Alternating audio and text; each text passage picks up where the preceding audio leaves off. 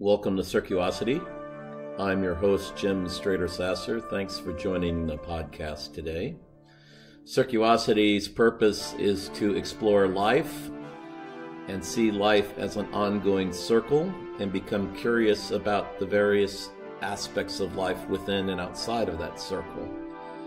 And we use the circle way, the way of love, and other psychological and spiritual tools to examine our lives and to see how we might become people who impact the world more positively.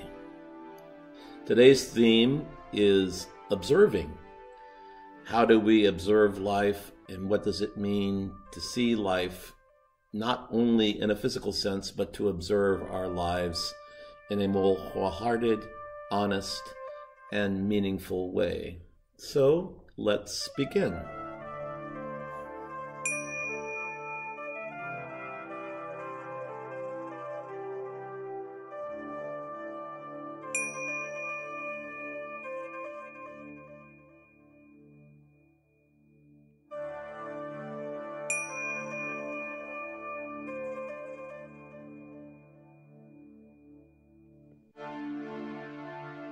I like to begin each podcast with 3 gratitudes or 3 thank yous. My first thank you is to a friend of mine named Kai. Kai is a wonderful thinker. He's very funny, and he has introduced me to the work of Jordan Peterson, who is a phenomenal and somewhat controversial philosopher and teacher. And Dr. Peterson's work and Kai's observations are part of how I came to creating this episode. My second thank you is in fact directly related to Dr. Peterson's work, and he specifically addresses the power of choice and how our choices have huge moral implications for our place in the world as well as the world at large. And though he would not use this terminology, I would say that he speaks to something called the butterfly effect, that something that seems particularly insignificant in fact has great significance beyond our senses and ability to reason them. And this leads to my third thank you, which is the fact that this is my 3rd summer of farming monarch butterflies. And I'm learning more and more every day about life and the miracles of life through the process of observing and learning about the life of butterflies and our relationship to them and them to us. Jordan Peterson writes, "The frontier is the edge between what you know and what you don't know. You want to put yourself on that edge." To place ourselves on the edge of the frontier of our lives requires courage, and I podcasted about courage last week. And a core component of courage is a willingness to observe what in fact is real, what is seen, and what is unseen. Observation, not seeing, initiates our pilgrimage as a human being. Observation requires self-awareness. And because we have a willingness to observe, we must not only observe the good. We must observe specifically, as Jung suggests, the shadows. Because our shadows are equally, if not at more times, more important than our strengths. So courageous observation is a wholehearted and complex behavior beyond our capacities to simply understand things. Life requires observing how we navigate the boundaries between chaos and control.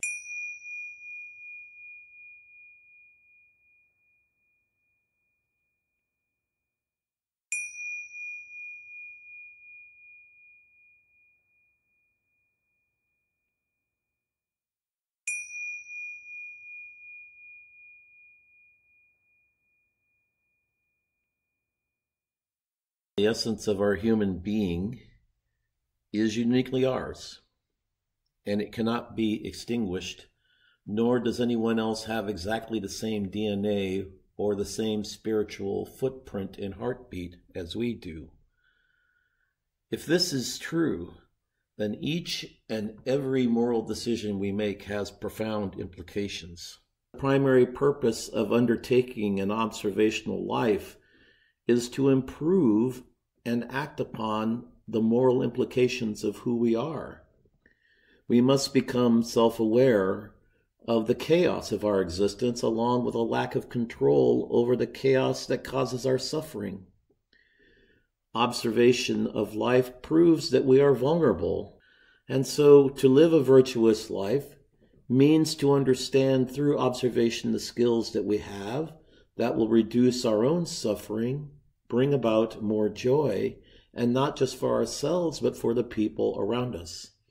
In the Christian tradition, we would say this in terms of imitating Christ, to motivate human beings to become more divine, to redeem life, and to use the Spirit of the Lord to proclaim the good news, to share the abundance of God's reign. So it is absolutely essential that we develop a disciplined manner of observing how we think, what we say, and how we act, and why. This is the process of observation. The term observation's etymology dates to the 10th century and to the Latin term of observare, which is defined as to heed or to attend to. The term observare found its way into 14th century English, where it was redefined as observan, which is defined as to hold to or adopt a matter of life. It is an attention matter. It is a practice. So these definitions broaden as well as tighten the scope of living a spiritually and professionally astute life. Peterson encourages his students to watch themselves for 3 weeks. And the reason for this watching is to identify self-imposed and or undeserved suffering. When do we suffer and why? And what is the difference between tragedy and suffering, or tragedy and evil, really? So how shall we go about the process of observing ourselves and life courageously and authentically? Well, I would suggest let's begin with the scientific model of which many of us learned in junior high school or the university. The first step of the scientific model is to observe something that leads to a question as well as a hypothesis as to what is going on.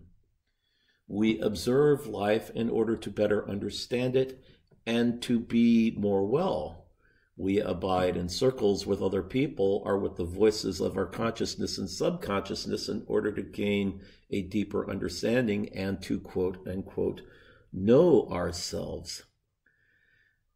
My spouse, Howie, is both a priest and a scientist, so I asked him for his recommendations about being a good observer, as he is one and uses a scientific model as a basis for conducting his research and his priesthood. So the first thing Howie says is to be curious habitually about patterns and mechanisms.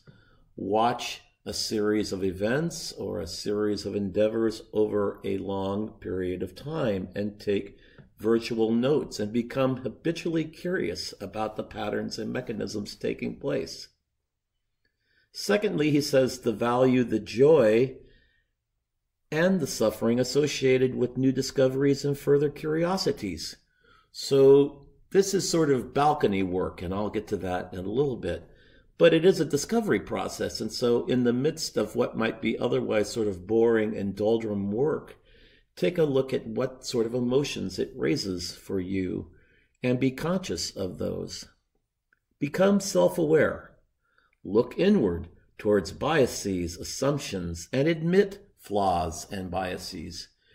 Our egos don't do very well with such shadows. We prefer to think of ourselves as very truthful, honest, and calm people when we know that that is often not the case. So if we're going to be a good observer of life, we must indeed take a look at what is happening in the fullest of senses. To sum it up, a good observer is responsive rather than reactive. A good observer is objective as much as he or she is subjective. And a good observer inquires about things rather than judges them.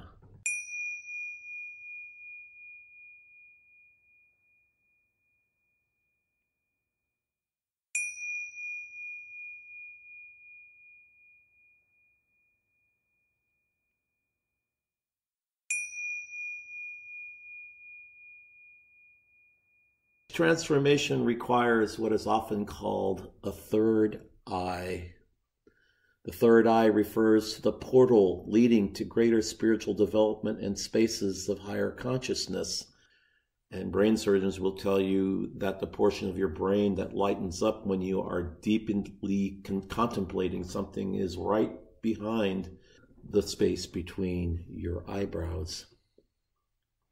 So to become an observer requires coming up out of the dance floor of life onto the balcony and taking a look at the dance with curiosity. It requires stepping back and not climbing up a ladder of inferences to reach a reactive judgment. Rather, it takes time and it takes space to become someone who is willing to undergo periods of unknowingness and look for revelations beyond the physical eye.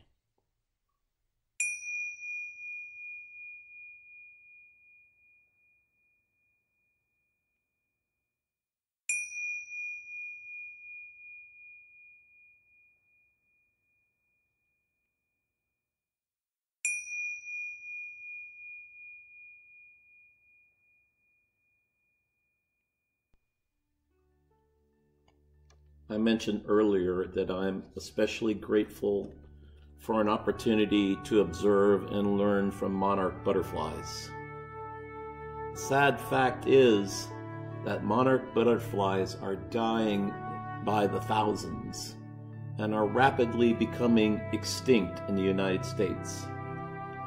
California's monarch butterfly numbers are at an all-time low, having declined more than 85% from 2017, according to the Earthsea's Society for Invertebrate Conservation.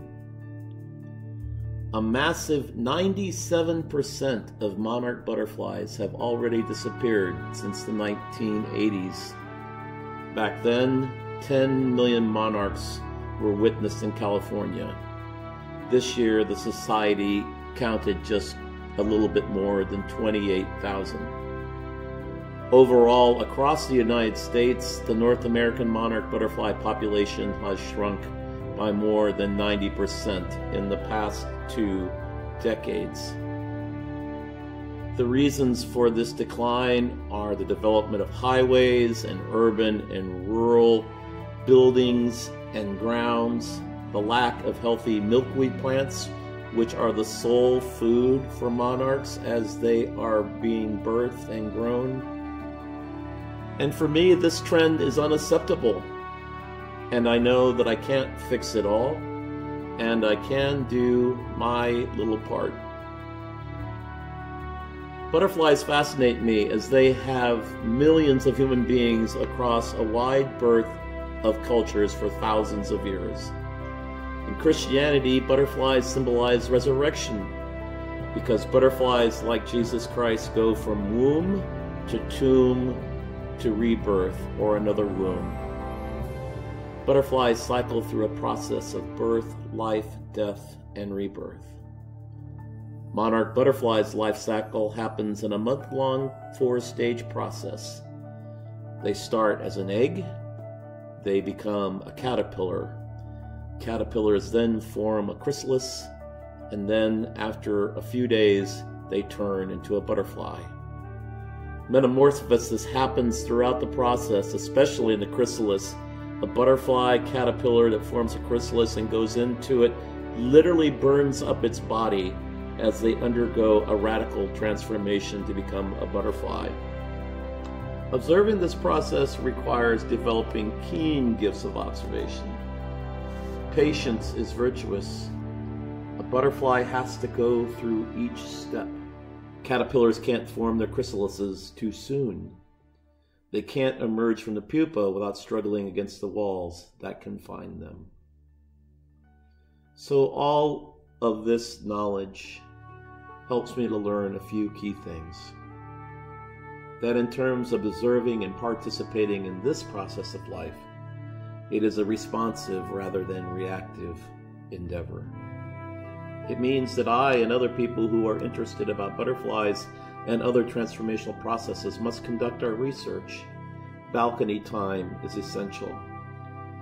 And developing a third spiritual and scientific eye to observe the beauty of the process without unnecessarily intervening into it takes courage and vulnerability. I've only been doing this for a few years, so I don't know what I don't know. Thus, I must seek objective wisdom. And here's the beauty of the story.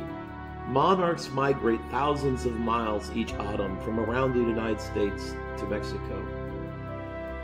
It may take as many as 4 generations of butterflies to make that trip. Monarchs use their large compound eyes to track the sun's position in the sky, combining that information with the time of day to know where they should be going. These clever insects also tap into their internal body clocks based on the rhythmic expression of key genes that maintain a daily pattern of physiological processes and behavior. And this wisdom, this beautiful, magical wisdom, has been transmitted from generation to generation, beginning more than 400 million years ago. I find great joy and a new meaning of life by living into the monarch story. Each day in the garden prompts me to stop, breathe, observe, learn, and respond. This little experiment deepens my faith in a loving, gracious God whose design is embedded within life's interdependent web. I get a choice to assist or harm butterflies based upon the moral objective decisions I make and the willingness to share their stories so that you too perhaps will consider making different choices. If nothing else, grow a little milkweed in your backyard. And why? Because our personal choices have huge ramifications in terms of whether or not this and future generations of butterflies, plants, and animals and human beings will survive. Beyond the biblical text, we participate in the womb, tomb, rebirthing cycles of life. And so, with the video you'll see at the end of this podcast, I become ever more increasingly a believer in Christ's resurrection because I witness it in Monarch Butterflies, as Mary Magdalene did on Easter Sunday morning.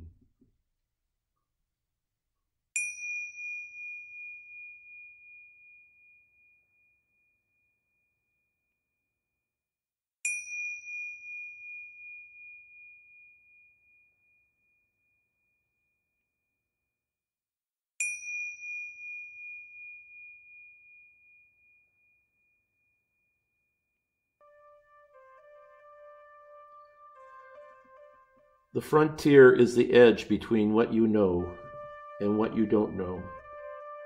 You want to put yourself on that edge. Self-awareness is essential if we yearn to live divinely inspired lives. Our shadows are equally, if not at times more important than our strengths.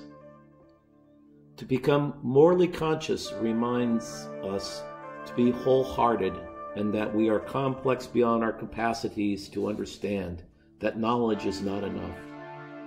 Life requires observing how we navigate the boundaries between chaos and control.